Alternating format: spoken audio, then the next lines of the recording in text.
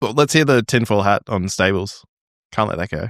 So stablecoins are becoming really, really popular. There was lots and lots of chatter. I really do think that stablecoins are, and this is borrowing a little bit from Arthur Hayes. He talked about how stablecoins are like a Trojan horse for the crypto industry, in the sense that if you think about crypto, it's digital finance. At the moment, I think that speculation is, a feature, not a bug of crypto.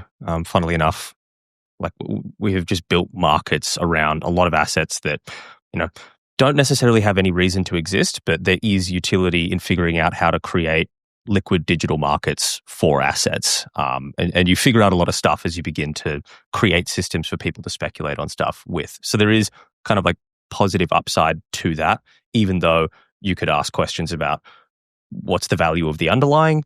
It's almost like a who cares, build the systems, ask questions later kind of problem. And that's why I kind of back it more optimistically than other people do. But with stablecoins, I think a lot of people think of it as like a boring kind of corporate suit side of like, oh, well, stablecoins, it's a very LinkedIn core topic to get stuck into. But I'll try and keep this brief. But I have a bit of a kind of like a bit of a tinfoil hat doomer thesis where I think that the Trump administration, Trump is quite worried that I think at the end of his term, he may be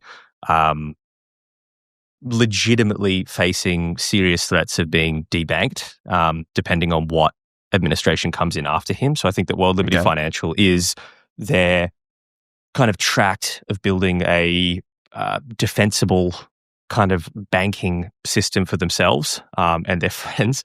And then I think that stablecoins fit into a broader theme of the US government, essentially dominating the next era of finance. And it's funny because the XRP guys are always like, oh, XRP is going to revolutionize the global banking system and, oh, it's going to replace the SWIFT system. It's like, no, it's not. It's going to be the US dollar and it's going to be tokenized versions of the US dollar.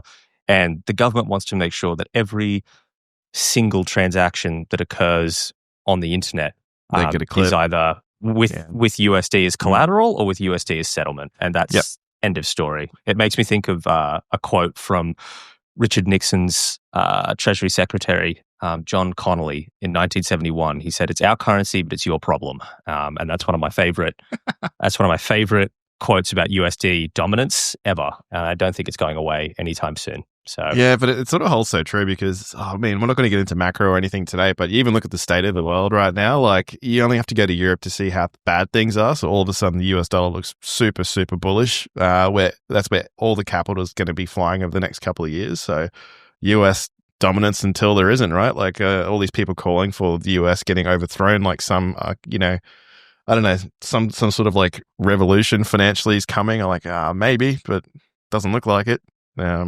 I can't really take anyone seriously who talk at the moment who talks about BRICS or any other currency taking the place of the US dollar. Maybe I may have to eat my own hat on that, but I do think that I'd love to as well. I'll take that side and eat my hat any day. Like it's just how it is, right?